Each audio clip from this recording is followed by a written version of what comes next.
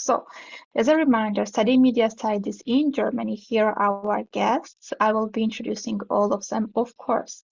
Before that, briefly about my German university, that is Germany's largest study program database, where you can find programs that are taught not only fully in English or English and German, but also fully in German. In case you want to find any program that is offered by German universities, you are welcome to use the study finder.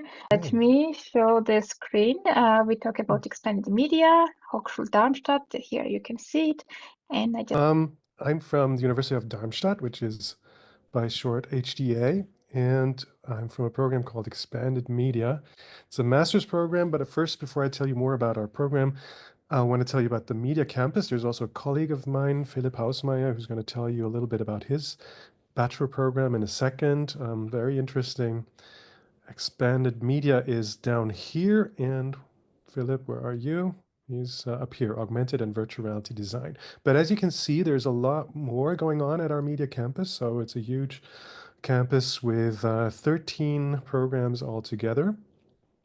So lots of different students with very different interests. One word about the university, and that's probably already a good setup to introduce you to our program. The university is traditionally very strong in technology, and when they ventured into the media field, this already set the tone and gave us a great advantage as soon as more technologically interested or oriented media technologies became available in shaping the industry, just like we see with augmented and virtual reality design. So I like to think of us as something like the MIT Media Lab of Germany. Now, I'll quickly show you a film that we did, a little advertising film for our program that explains better than I could in a couple of images what our program is about.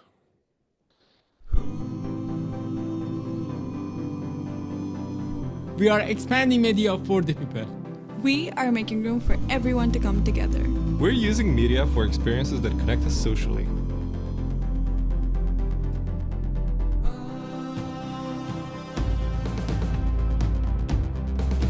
In the digital media landscape, information and entertainment have become a dime a dozen. So now audiences are looking for something more.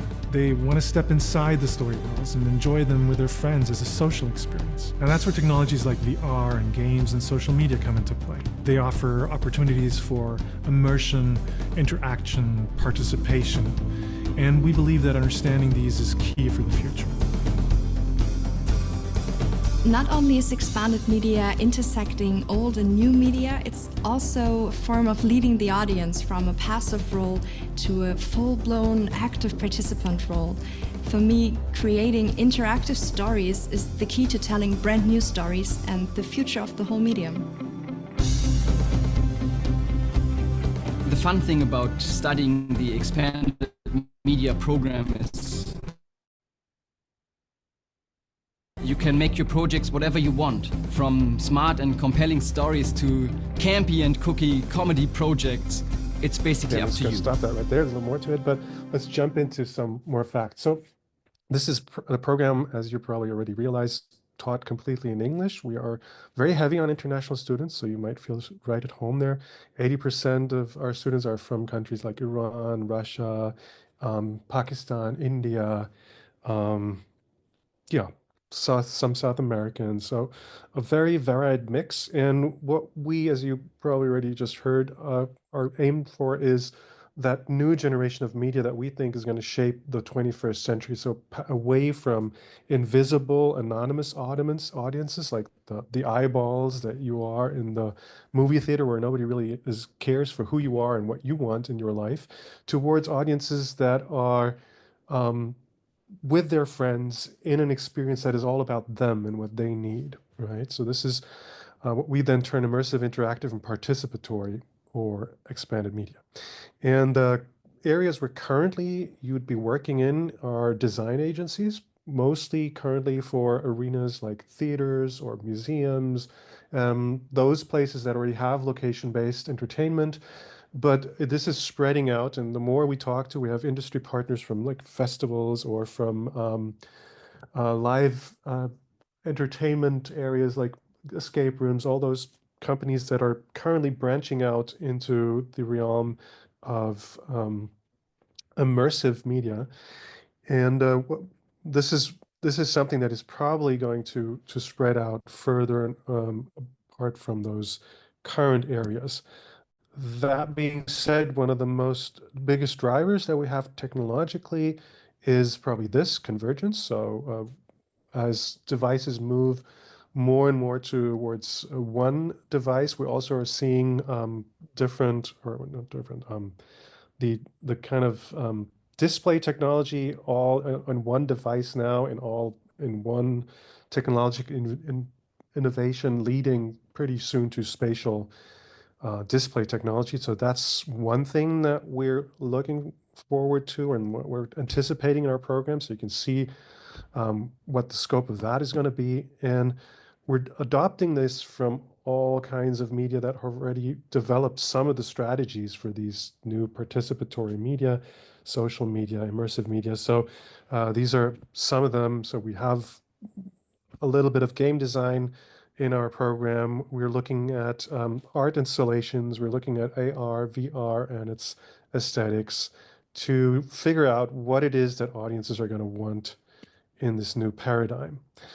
And like I already said, we're probably going to work in a design agency, media agency. What we're adamant about is that we're training for above the line positions, so writers, directors, lead designers, meaning we're not so much in the production and execution of things. We're really top level, where usually you'd find yourself as it says here, as a writer.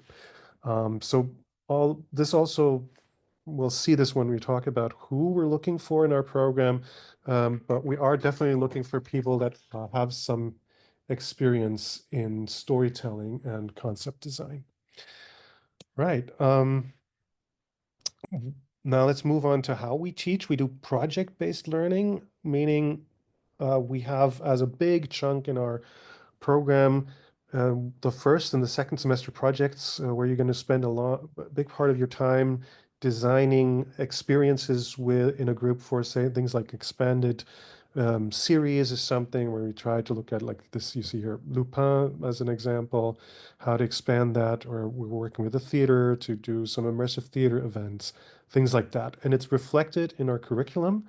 So we have these big balls here, the blue chunks here are the projects. So you'll have 2 of those projects as a big part of your student journey. And then we have only 3 electives that you need to take in the course of your master's program to finish it. And then the last one here is the master project. 2 of these courses are mandatory, but that's, I guess, a little too detailed to go into now. There's also a 4-semester program that you're going to be put in if you don't have 210 ECTS going into the program.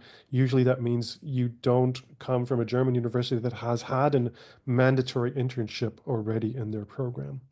And on to, yeah, the really nuts and bolts stuff that you might be interested in. So we have application twice a year. We take applicants in the winter and the summer semester. And you can already see the dates here. They're different for German and international applicants. If you already study in a German program, then you'd be deemed a German applicant. Otherwise, you're an international applicant. Requirements, some of that is self-explanatory. Of course, since we're a master, we'll need you to have a bachelor degree in a field of digital media, but there are some exceptions. So this is something we get asked a lot. We're interested in people who come from other areas. Many of our students, for example, come from design and architecture backgrounds, because as you can see, we are all about innovation and fitting in old media with new technologies. So whoever has some technological innovative skills down his belt is welcome to our program. Since we teach in English, it's really important that you are not only nominally B2, but really please only consider this program if you're really good at speaking English, because it'll be a big disservice to you and your team if you don't. Right. These are the bits and pieces of the entrance examination. So we'll need the usual. One thing that's a little specific about how we do things is next to a statement of motivation that we want you to do in a video format so we can really get to know you and get a sense of your personality. We also want to have What's an expose down here? The rest is kind of self-explanatory, but this maybe needs some explanation. So this is like a task that we give you. And here's an example topic for the task. This is our current task, and we're going to ask you to create something for us.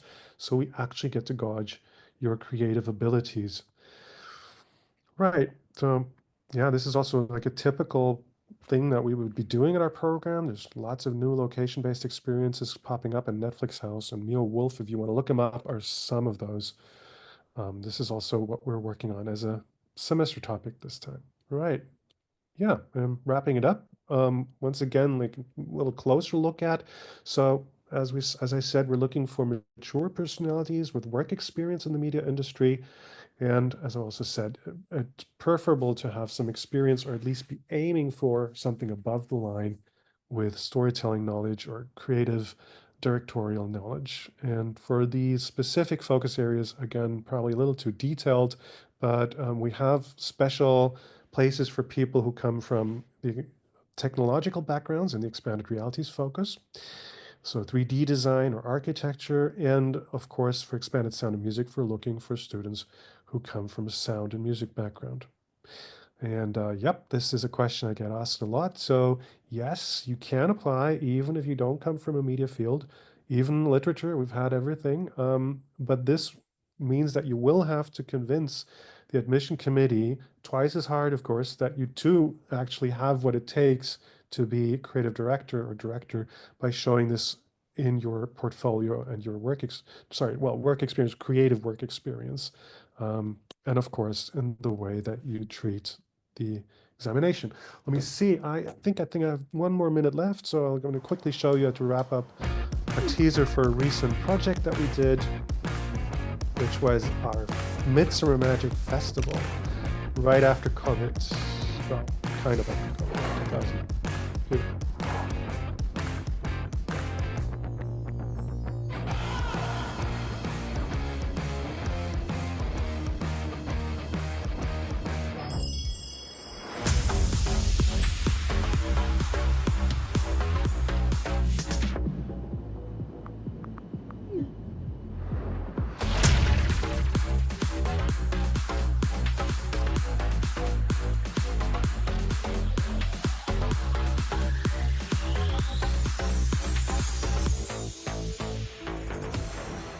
All right.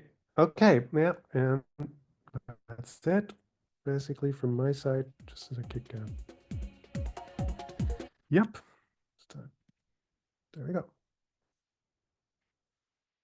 Right, thank you very much, Professor Struck, for the presentation. Dear all, once again, some quick facts, YouTube channel, and some more information again in chat. Feel free to open and save the links. We are staying in Darmstadt, and now I will give the mic to Professor 𝘱𝘈𝘈𝘀 to present bachelor's in augmented and virtual reality design. Thank you very much, Nino, for your warm introduction. Yes, as she said, I'm 𝘱𝘈𝘈𝘈𝘀, professor for experience design and extended reality, and also the study program director of augmented and virtual reality design here at the Hochschule Darmstadt. My colleague, Professor Struck, already gave a great introduction into our Median campus. So we are based in the same campus, and we share a lot of the same, ideals and how we approach things. So quite a few people from our actually bachelor program end up in the expanded media master, so they can continue their adventure into extended reality and combine it with the storytelling and the sound and music production. But what we are focusing mainly is extended reality in its pure form and its design. So this is our team. So we are also an international student study program. Always about 100 students are there. Each year we take about 20 to 25 people. So you see already we have quite a small faculty now with 5 professors or 4 professors, and some of the other courses join us as well. And based here in the Median campus, it's an old beautiful building with a lot of glass tunnels, so you feel a bit like the Silicon Valley style when you come here. And it's quite connected to nature as well. We of course have also our XR labs and always can provide the newest technology in terms of VR hardware and computers and stuff. So you could always say that for each student there is a headset there, and so when you study with us, you are, being equipped with everything you need. We also have sort of like a cave system that is helpful in virtual reality. So we are not only focusing on the headsets, on VR and XR headsets, but also on other forms of immersive media, such as cave screens and so on, and try to find new, interesting, innovative solutions for that. So if you also want to, we are working with other study programs, such as the Expanded Media Master, but also can use the facilities of the other programs, such as motion pictures. You see the film studio or the sound studio. I think this is one of the biggest advantages of our median campus. So that will also apply to the Expanded Media department. So we are very interdisciplinary and can use, the motion capture studio or the sound studio from the sound people and so on. So that's where you can actually get like a really proper media productions going. Okay, but what we are focusing on is obviously virtual reality. So like this fully immersed world that you can experience with this VR headset. And now the new trend is coming along with the mixed reality headsets. You probably heard of the Quest, where you can see the virtual content in the environment, in your physical environment, through the Apple Vision Pro as well. And then the more mainstream-based use cases we are also offering here is like smartphones and tablets. So it's a bit more low level, but a low level entry for people to join. Remember Pokemon Go or the IKEA app where you can place your furniture, things like that are not as immersive and as spatial as maybe mixed reality or virtual reality, but are very available to many users. And then we of course also cover new ways of technology, such as 360 video or other form photogrammetry, videogrammetry. So we are just pushing the medium in all its aspects all the time. And what actually do you learn with us? So you are definitely learning how to code. So it's basically 50% technology, 50% design, a bit more design. So you get the foundation of actually implementing stuff. You get the foundation of concepting and design thinking methods and so on, but you really get the foundation for actually coding your experiences, coding your worlds, and modeling your worlds and sculpting your worlds. So we do the Unity as a technological foundation, modeling in Blender mainly, and then we also look, of course, at new developments in the XR space, in the extended reality space, such as Tilt Brush or Open Brush, as it's now called. Like, what can you actually prototype and sketch in virtual reality itself? And since that is a very dynamic technology, there's always new stuff coming along, and we always make sure to also play with that. Think of human brain and computer brain interfaces. We actually have this sort of device that can read your brain waves, and then it executes what you want to do. And so that's a very exciting sort of development there. Not sure if I want to, have a sort of matrix style connector to my brain, though. Yeah, so what in its details, what is it about, our 7-semester study program?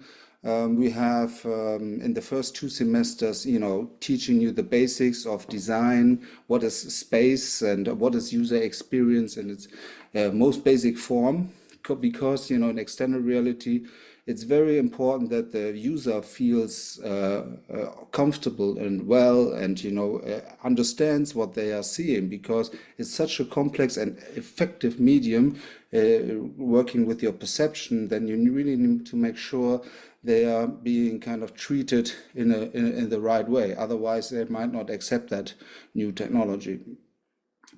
Of course, coding is part of the basic foundation in the first 2 semesters, as well as scientific backgrounds of perception, but also how to read a paper, how to write a paper. When you have all that skill set for yourself in the third semesters and the fourth semesters, you will apply them to bigger projects, whereas my colleague already mentioned, you apply the project-based learning method, meaning you work in small teams, very practical, on a topic that we will give you, most of the time actually with some partners or shareholders, some cooperation with a museum, for example, or a company, and so you really work on this specific project, and then you can present that to them, and that's where you also learn a lot about project management and teamwork and all these things, and also other creative methods of generating interesting concepts and ideas.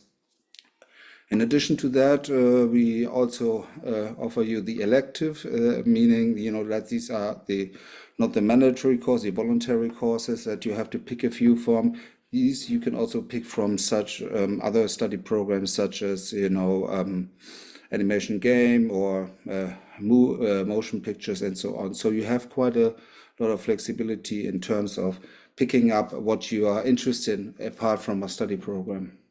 In the fifth semester is also the industrial placement that you can do in the area. So we have a lot of contacts in the industry, obviously. And you come back in the sixth semester, work with the big project again, which is more about experimentation. You saw the cave, you saw these big screens. So we are always in that semester looking for pushing the medium into new directions and experimenting a lot. Once you have that under your belt, you can start with your own bachelor project and the research project, where you can focus on what you really want, whether it be a bit more coding based or more design or artistic based. That can be decided once you went through all this curriculum afterwards. Yeah, and what do they do a lot? So our students end up somewhere in the master program, but a lot of them also end up in agencies or in companies working as XR designers or coders. So depending on their skill set. The good thing about our program is we are not so fixed on a specific use case here. We are not doing this whole only game thing. We are really trying to apply this a new form of media, of immersive media, to all kinds of industries. So whether it's in entertainment or marketing, but whether it's also in the industry 4.0, something companies like Bosch, that's where a few people from us are working now. So you can really cater to what you find interesting later on. And since you have this very broad skill set, you can apply that to many different fields. If you are good at coding, modeling, concepting, then you can apply that to medical, to education, or to other forms of other use cases. So yeah, I think we covered that. Project-based learning is just really essential because it kind of mimics, or it does not mimic, it actually is a sort of a form of very constructive learning that helps you to understand how also working in a team environment in your workplace later on functions, so that you are really getting things done and iterating things together. Quick feedback cycles. Also, us as the professors, we give you input, but we don't do this frontal lecturing, all the time. So we just give you some input. You start with your own project, and then we give you some feedback. And so this is this constant back and forth. And since it's only 20 people per year, we can, really work with you in person a lot. And so we need people that are kind of like really doers. Okay, quick overview from what's out there. And at the moment, Meta has this new kind of AR glasses that it's developing, and also with this sort of wristband, which I found really interesting. Like, so you don't actually have any more controllers or hand tracking. So just by slightly moving your thumb, for example, you can already, through this wristband that detects muscle electricity, and then that gets it over to the headset to execute any function you want. So we are seeing already very interesting developments in regard to user interfaces and how user execution. Another glass is of course the Apple Vision Pro, that you probably have seen. So this is the first iteration. Of course, the form factor of these glasses is still very large, and depending on what here you have, almost like you have it's called a mixed reality headset. So you have this pass-through system where the camera in the headsets films everything around you and displays it in your vision in real time. And on top of that, the virtual content is being displaced. So everything is spatial. And so you can really merge your virtual content with your environment. And I think this is going to be like the future. Meta is working on Apple is, I heard just yesterday that Tim Cook is focusing all his efforts on creating this AR glass that is very thin and tiny, like, imagine a Ray-Ban. Don't imagine the Vision Pro. This is just a step into that direction. But if all of your experience is can be blended from the real and the virtual in 360 space, so all of your 360 environment and the depth of its space, so everything around you can become an interface or a point of content. So it's in its implication, it's a very I think a new form. And I would say, Tim Cook said maybe in 10 years or so we will just be have those kind of devices, and we were thinking how we could have never had these devices. It's a bit like the mobile phone that we are so taking for granted right now, but 20 years ago we were not thinking about them. So it takes some time, but the future will happen. So this is I'm not sure if I'm still in time. One last example from some of our students, which was cool, where the lecturer actually wears a headset to transform this virtual object, and the audience could see that on the screen. So this is what they had for their student presentation. And so you had a very interactive form of presenting educational content. And so as a quick run through here, this is a really cool game called Starship Home, where you transfer your you transfer your living room actually into a sort of spaceship, and it's I don't know, you really have to try out the Quest 3, for example, just to see how well it overlays this virtual content into your real physical space. It's unbelievable. You really feel like you're in a spaceship and you're looking out into the universe. It's just crazy how well this works together now, the digital and the physical. Okay, maybe, so some use cases are also more pragmatic, where you are applying all the digital overlays and digital twins to machines and so on.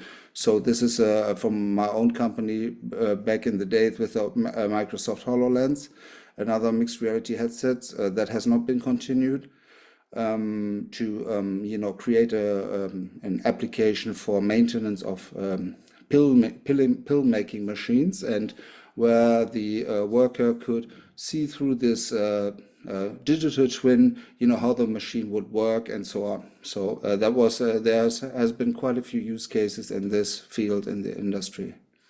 I think I showed that one already. I know this is just deadlines for this year. So for international applicants, the 1st of June, that's when, until then, we would like to see also a portfolio and the application via Uni Assist. So this is the steps. So you have a portfolio of 3 works: models, sketches, apps related to XR. You don't have to do any XR experiences already, or VR experience or AR experience. Just let us see that we maybe created a little game, or you created some cool assets or worlds in with Blender and so on, or just come up with some crazy ideas. We just want to see your creativity and that you're really passionate about this medium. That's all that matters. Once you pass this step, we'll invite you to an online interview and a little creative task that you have to do, and then we can see if it's a match or not.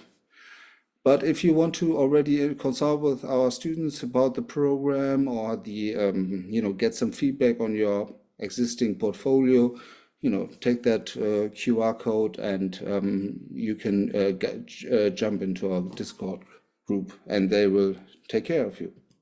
Okay, that's it. So that's the website. And also we have an Instagram account where you can follow us and also get in touch with the student there. And if you have any further questions. On the website, there's also contact from me, and yeah, check it out. Thank you very much. Thank you very much, Professor 𝘱𝘢𝘕, for this very interesting presentation. Future is there, and dear applicants, you want to be part of it so that it does not go faster than you. So feel free to. And you have a nice path. So if you go for bachelor's, then you can continue with master's, and that's nice. All right, now let's go to Münster. Another really interesting program, which is called Knowledge and Communication. I will be changing slides here because we have two guests, Dr. Pamela and 𝘱𝘢𝘕. They will present the same program, and yeah, as always, location and some program facts on slide. But they have much more to share, so I just stop the screen share and give the mic to you.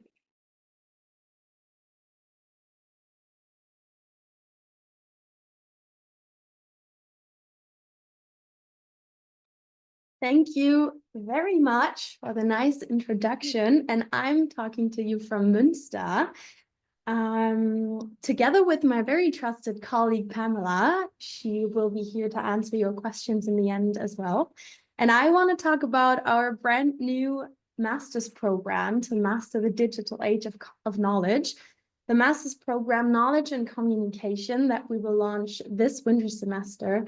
So if you decide to study that program, you will be the first to master the knowledge in the digital age at our university here in Münster.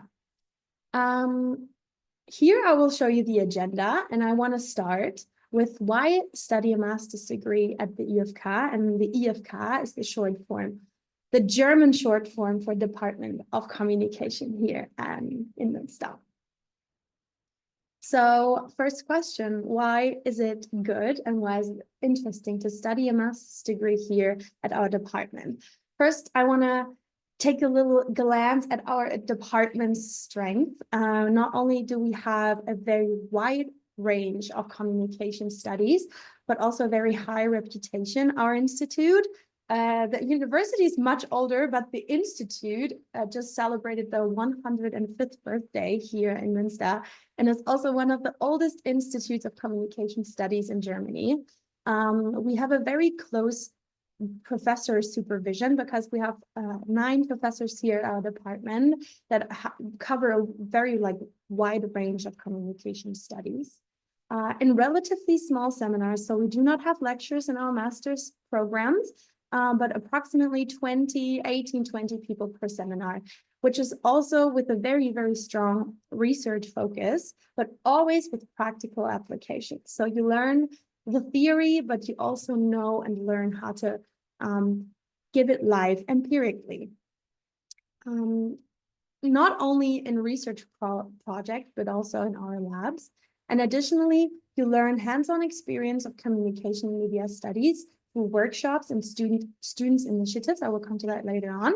And you will also have the option, that is not mandatory, but you will have the option to study a semester abroad or have an internship abroad at one of our many partner universities. So that's just about our department in general. Here you can see the department's areas of research and work. So we cover journalism research, media sociology, but also accessibility, online communication, computational methods, and digital media, as well as strategic communication or science communication.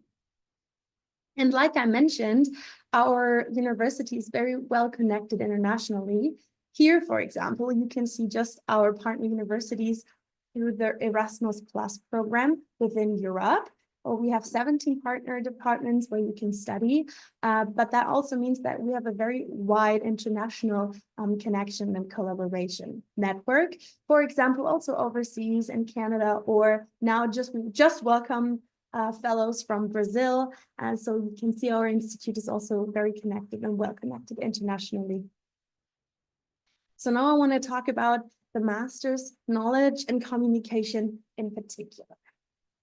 So what it is about and what can you expect when you start studying here at our department. So basically the name says it all.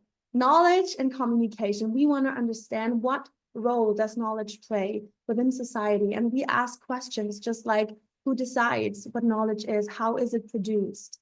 How can knowledge be effectively communicated? But also what role does it play in public discourse? And what importance and does data hold, and what knowledge does data hold? So you can already see kind of the directions our program is going into. So the program basically examines how knowledge is created, processed, disseminated, and used, including the effects of knowledge and knowledge communication. We focus on equipping the students with analytical skills on the one hand, but also methodological know-how on the other hand. So we enable them to recognize and tackle the challenges of communicating knowledge in a digitized society and a digitized world that we just realized with also all the other programs we just saw, how very digitized it is. And one very special part about our program is, on the one hand, that we specialize in knowledge and knowledge communication, while it's always integrated within other areas of communication science here at our department.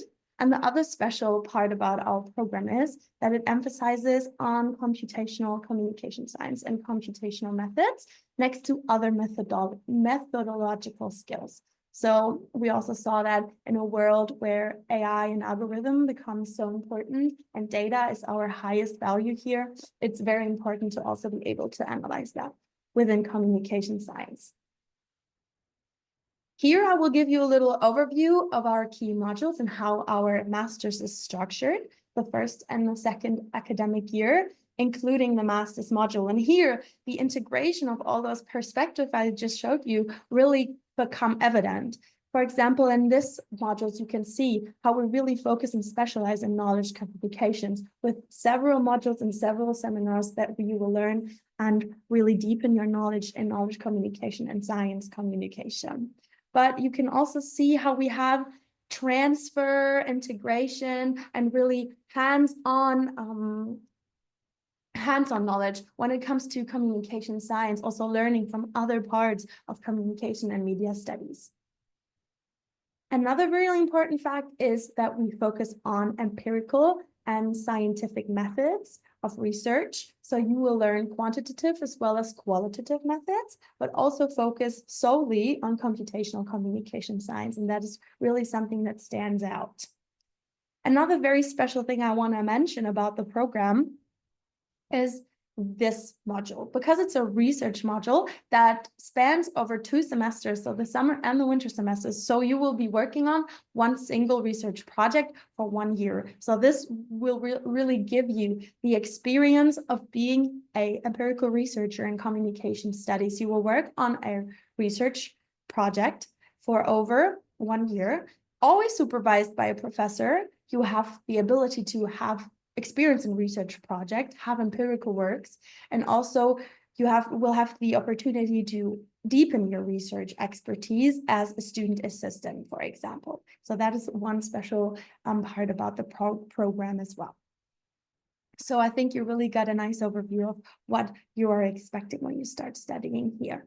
So just to sum it up a little, knowledge and communication at a glance here at the University of Münster. So it's a Master of Arts without tuition, just the semester fee that is required by the university. It's a master's with 120 credit points, spans over 2 years, so 4 semesters, and there are approximately 18 students per year that are able to study the program every winter semester. At the end, you will have the expertise in big data processing and analysis, as well as communication consultation, data journalism, but like basically have the analytical ability to understand what the importance of knowledge, what role it plays in society, and how it shapes organizations and society.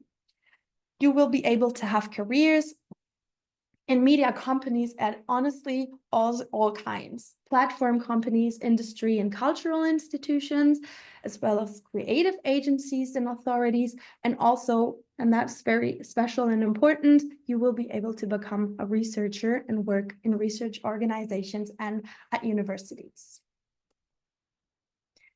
So now for the application procedure, I want to lend my voice to my colleague Pamela, and she will tell you how to come here to Münster.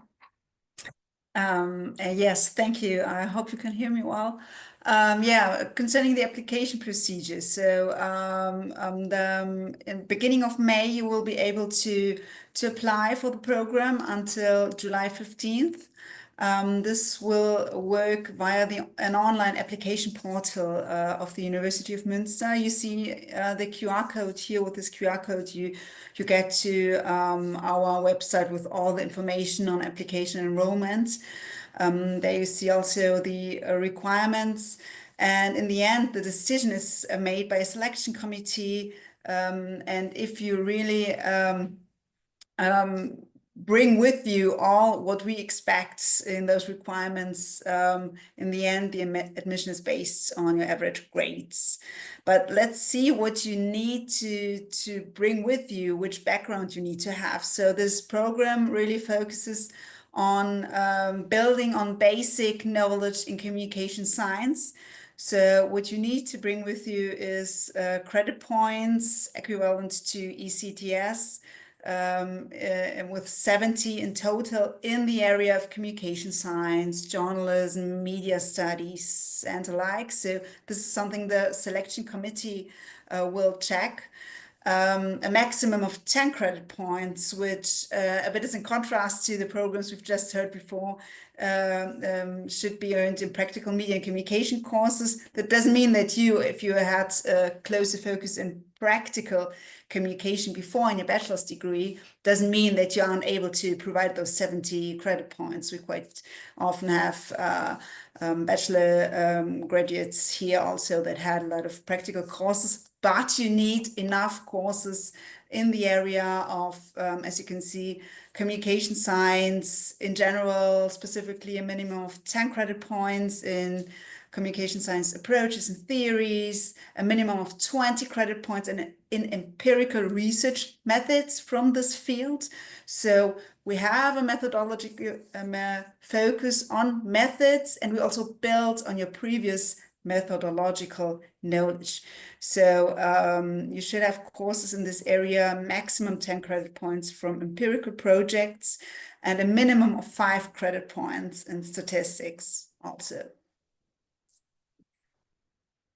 So there was, just see the question, do I need to know a lot of statistics? You just need those 5 credit points. So we see you had like the basic of statistics, and you bring those basics with you. And coding is something that you will surely learn. And we have a great professor in the area of computational methods who, even if you at the moment think, okay, I'm a bit afraid of computational methods, he will make you love it. So just to give you an overview of the application documents, I won't go into detail. This is also something you find on the website, what you have to bring with you. If you have any questions, just contact us. I'll leave it with this. Just one hint on the proof of English skills, because we need you to bring very good English skills with you on a C1 level. And these language skills must be proven by a certificate, one of these 4 indeed.